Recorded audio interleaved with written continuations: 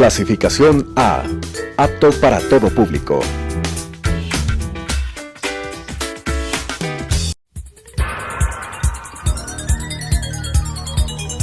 Las opiniones vertidas en este espacio por la producción y dirección del programa son de exclusiva responsabilidad de sus autores y de quienes intervienen en ellos.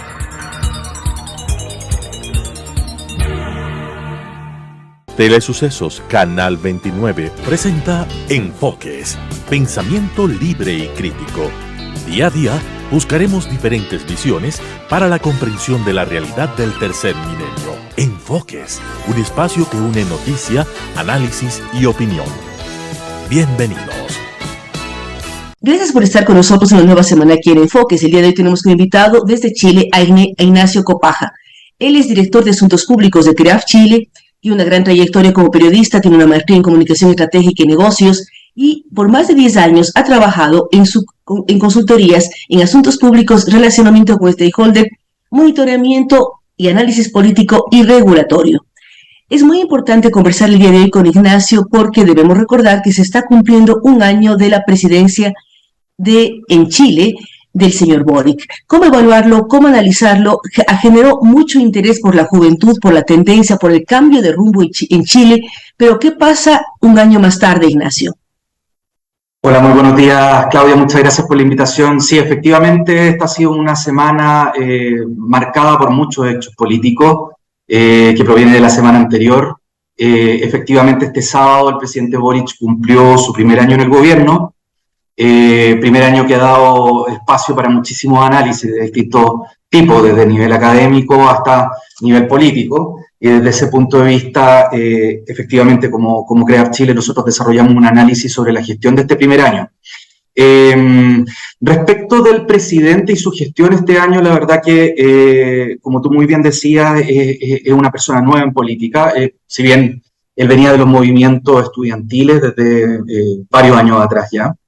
Es una persona que no cuenta, junto con su equipo, con la experiencia política como para poder administrar un país, y eso lamentablemente se ha notado durante este primer año de gobierno, donde la falta en el fondo, de experiencia, le ha jugado bastantes malas pasadas y ya ha terminado, digamos, con un primer año en el que ha tenido que dar un giro más hacia el centro político. Hay que recordar que el presidente Boric representa a esos grupos nuevos de la izquierda un poco más progresista, digamos, y desde ese punto de vista se ha dado lo que se ha empezado a denominar acá como la reivindicación de esos 30 años que tan vilipendiados fueron por el mismo presidente de la República en su momento, y por tanto, con el regreso... A ver, ¿a qué nos referimos con los 30 años? Es el regreso a la democracia, pero ¿cómo entender desde fuera los 30 años de Chile? Sí, mira, la verdad que esos primeros 30 años desde el regreso de la democracia, desde el 1990, fueron los que marcaron el despegue de Chile en materia política y económica, lo que le permitieron a Chile sacar a la mayor parte de su población de la línea de la pobreza, y que generó la internacionalización del país, por tanto, y el auge económico del país. Desde ese punto de vista, ese conglomerado que representaba la centroizquierda chilena, en algún momento, cuando empieza la campaña presidencial, fue fuertemente vilipendiado por el sector, particularmente del Frente Amplio, que tenía fuertes críticas respecto a cómo se administró durante esos años, digamos, el país, que generó, a juicio de ellos, altos niveles de desigualdad social. Ahora, cuando uno mira el primer año, también es un año complejo porque ustedes estaban saliendo de duros procesos. Todos recordamos las imágenes de las revueltas tan violentas que se dieron en tu país y al mismo tiempo estaban metidos en el tema constituyente. ¿Qué pasó con ello? No se acabó de aprobar. ¿Cómo están estos temas? Porque además gobernar un país sin que tenga este norte de constitución claro tampoco es fácil. Efectivamente. Bueno, nosotros efectivamente tuvimos en 2019 el estallido social. Saliendo del estallido social comienza la pandemia y por tanto ustedes sabrán, en el fondo, con los coletazos que eso tiene a nivel económico y social en el país. Y ya saliendo un poco de la pandemia, relativamente, digamos, en el fondo comienza este gobierno del presidente Boric, termina el 4 de septiembre del año pasado en un plebiscito, ese proceso constituyente que se estaba desarrollando, en el que se rechaza importantemente la propuesta de texto de la Convención Constitucional. El 62% de la población votó en ese caso, el 62% de los votantes votó en contra de la propuesta de texto constitucional. Y posterior a ello, en diciembre del año pasado, se alcanza un nuevo acuerdo, esta vez encabezado por las principales fuerzas políticas del país, las fuerzas políticas tradicionales, que en forma transversal aprobaron lo que se conoce como el Acuerdo por Chile, en el que se fija una nueva hoja de ruta para un nuevo proceso constituyente, pero esta vez con bordes definidos, lo que se conoce como las 12 bases constitucionales, y con 3 órganos específicos que están constituyendo este nuevo órgano, en el que se incluyen expertos, se incluye un órgano arbitral que va a estar a cargo de monitorear que efectivamente se cumplen esas 12 bases constitucionales, y esta vez con espacios y contrapesos que permiten una discusión más moderada, más meditada, y por tanto que tiende mayormente al diálogo, reduciendo espacios de maximalismo, que es lo que finalmente terminó por rechazarse en el texto anterior. Ahora, ¿y qué ocurre en cambio con la parte de gobierno? ¿Qué ocurre con las señales del gobierno, con los gabinetes, con toda la formación del gobierno de Chile? Hemos visto en el reporte que nos enviaron la gran baja de popularidad o de aceptación del presidente, la baja o el nivel bajo de conocimiento de los miembros del gabinete. ¿Cómo retomar y qué ocurre con la coalición que llevó a Boric a la presidencia también? Porque una cosa es la campaña y otra cosa el ejercicio del poder. Efectivamente. Mira, la verdad que durante este último año el presidente Boric ha tenido una baja sostenida en la aprobación presidencial. Actualmente, según la última encuesta, está bordeando el 35% de aprobación ciudadana. Pero durante este primer año el presidente ha perdido constantemente esa aprobación. Y lo que es muy inusual, al menos en Chile, desde el retorno de la democracia, para un primer año de gobierno. Entonces, desde ese punto de vista, por un lado está esa aprobación al presidente, que es bastante baja, pero al mismo tiempo un equipo de gabinete que no lo acompaña, en términos de que una minoría, digamos, en la que alcanza recién un 40% para ser medido en cuanto a su gestión. Desde ese punto de vista, básicamente la gran mayoría de su gabinete está en niveles de conocimiento muy bajos, y son pocos los que han sido medidos dentro del gabinete. 7 ministros han sido medidos dentro de su gestión porque superan el 40% de conocimiento y con niveles de aprobación bastante bajas.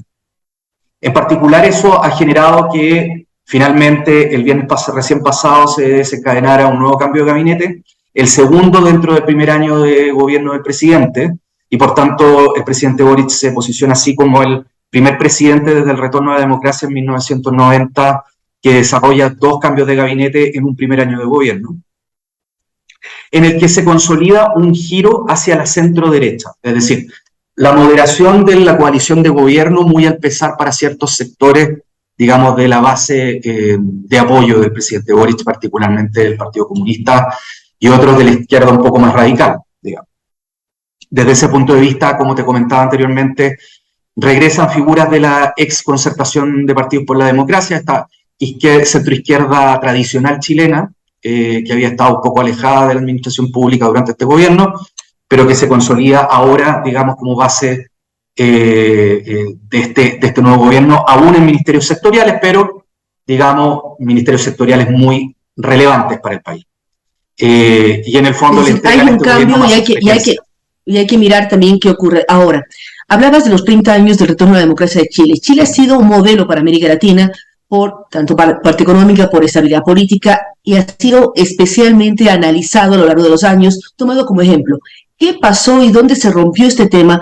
Porque de pronto vemos la conflictividad y lo que Chile ha vivido desde el 2019 hasta la fecha, que no acaban de tener la tranquilidad necesaria. También se habla de un incremento en violencia, en delincuencia, lo cual no era pensable o posible de imaginar para un país como Chile.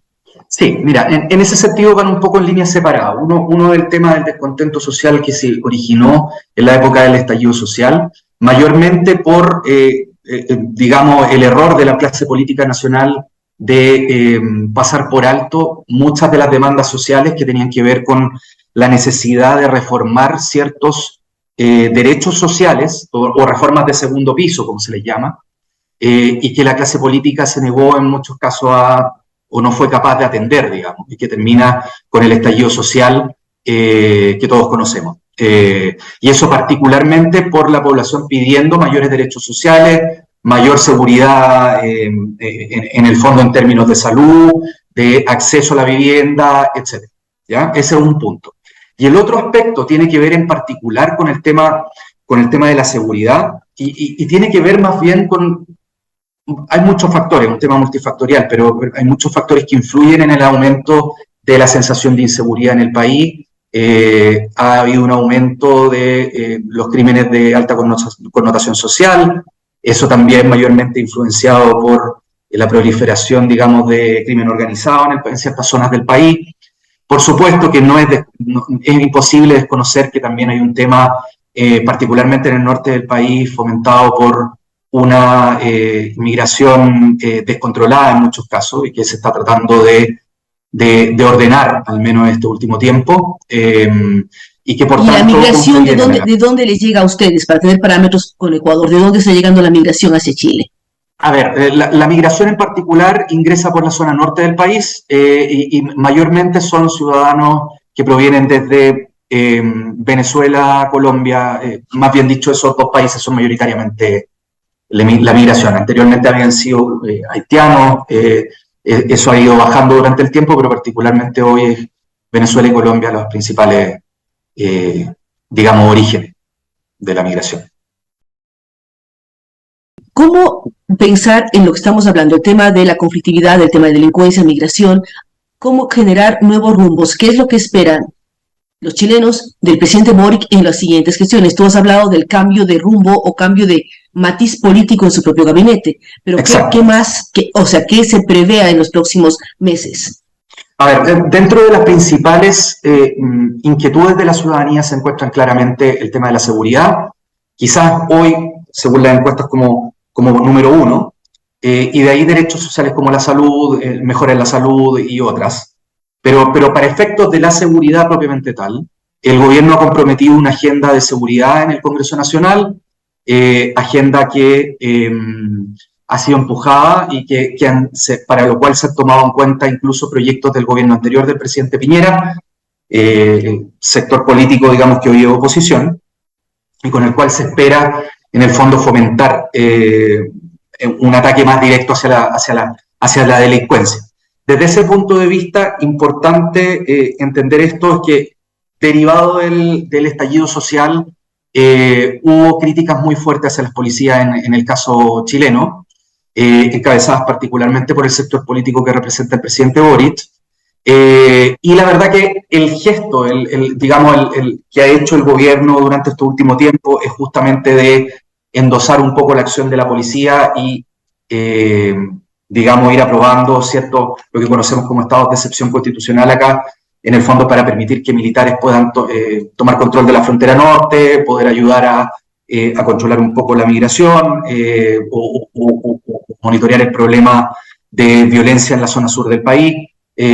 Por ahí se ha estado enfocando el tema de seguridad propiamente tal, pero sí, efectivamente, las expectativas de la ciudadanía están muy altas para que el gobierno empiece a tomar cartas en estos asuntos apremiantes para la ciudadanía, y yo te diría que ese es el principal de los desafíos que tiene este año el presidente Boric, con un año en que va a ser marcado por temas políticos muy relevantes. El 7 de mayo, en la elección para elegir a los convencionales que van a constituir el nuevo órgano constituyente, por ejemplo.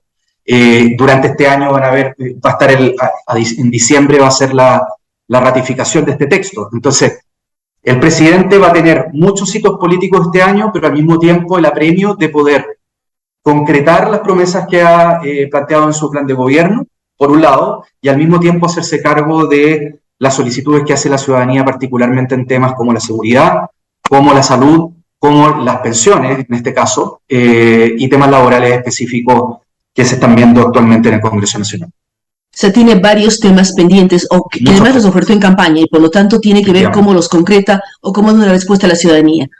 Efectivamente, mira, simplemente para tener un contexto, y si nos vamos a los duros números, cuando vamos a una evaluación que nosotros hicimos como CREAF Chile del cumplimiento de las promesas de campaña, el presidente Boric hasta el momento ha cumplido un 18,8% de las acciones comprometidas dentro de su primer año y un 45,2% se encuentran en proceso.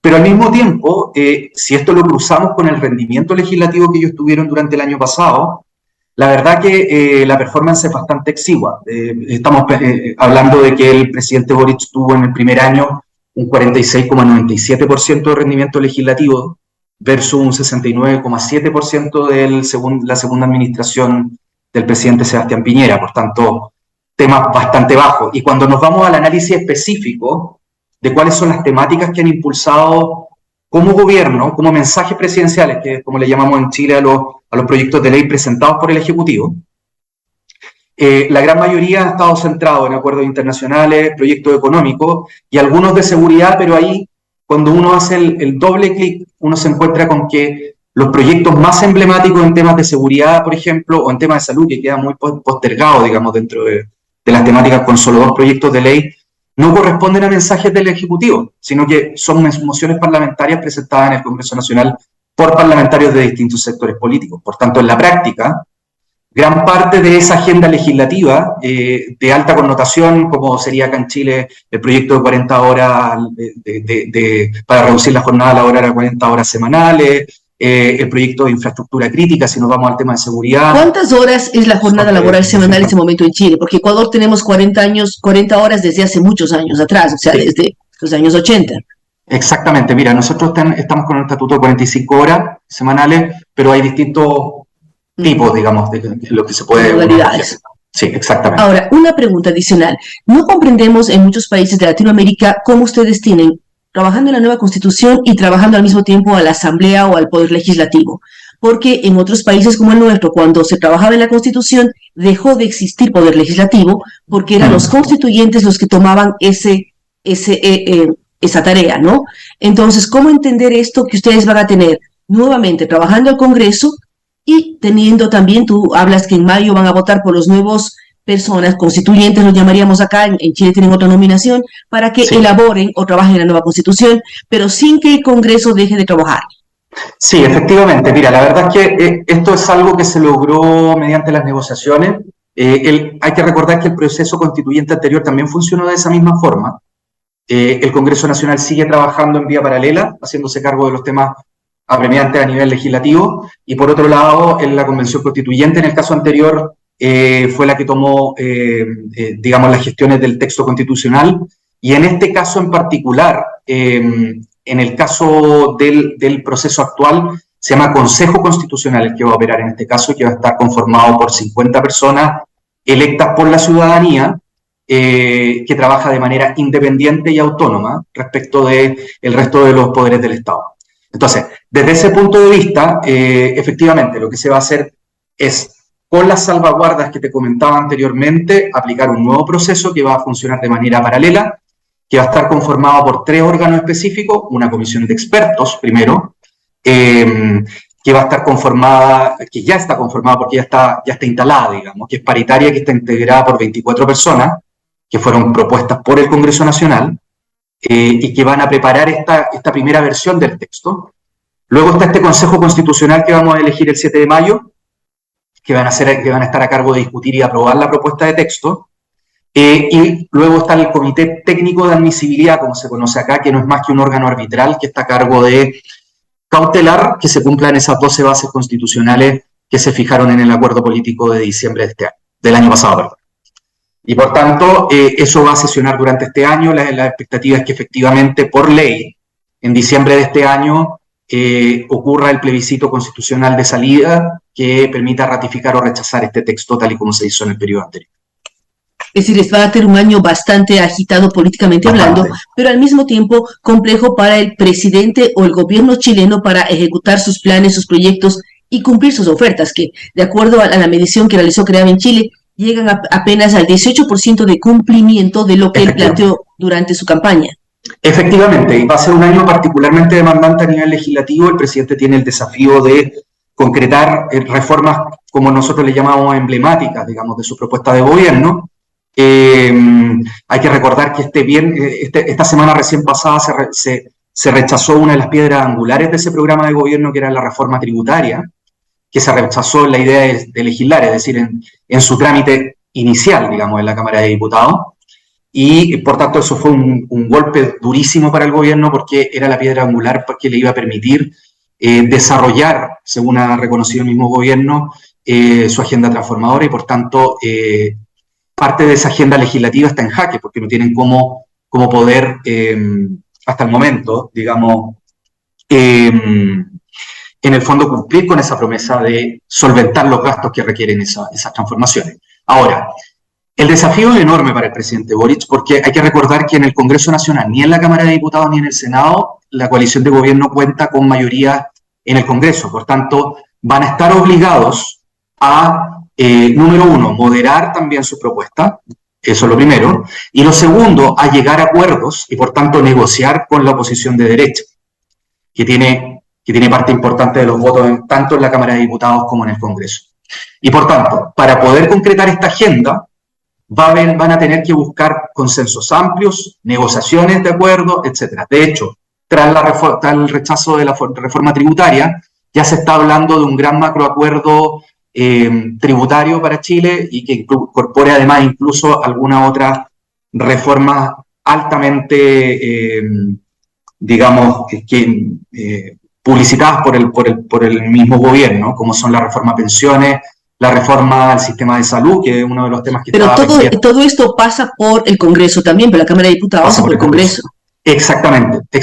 Pero en Chile hay que recordar que el presidente de la República tiene prerrogativa exclusiva de presentar cierto tipo de proyectos de ley, particularmente lo que irrogan gasto fiscal, y por tanto el papel del Ejecutivo en esto es muy fundamental. Desde ese punto de vista, es el Ejecutivo el que va seteando los ritmos en el Congreso Nacional, y por tanto es esperable que el gobierno le ponga mucho más esfuerzo este año a avanzar con este tipo de cosas, entendiendo de que ya no puede estar esperando un resultado de un plebiscito para seguir impulsando los compromisos que ellos contrajeron durante la campaña.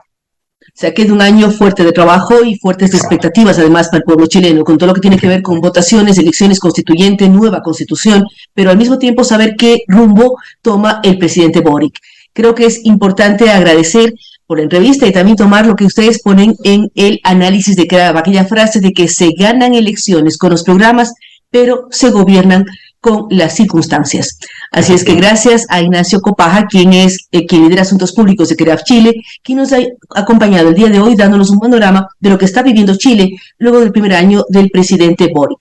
Vamos con ustedes a continuar pendientes de lo que pasa en el Ecuador y en el mundo, así es que estaremos en Enfoques dentro de una semana. Las opiniones vertidas en este espacio por la producción y dirección del programa son de exclusiva responsabilidad de sus autores y de quienes intervienen en ellos.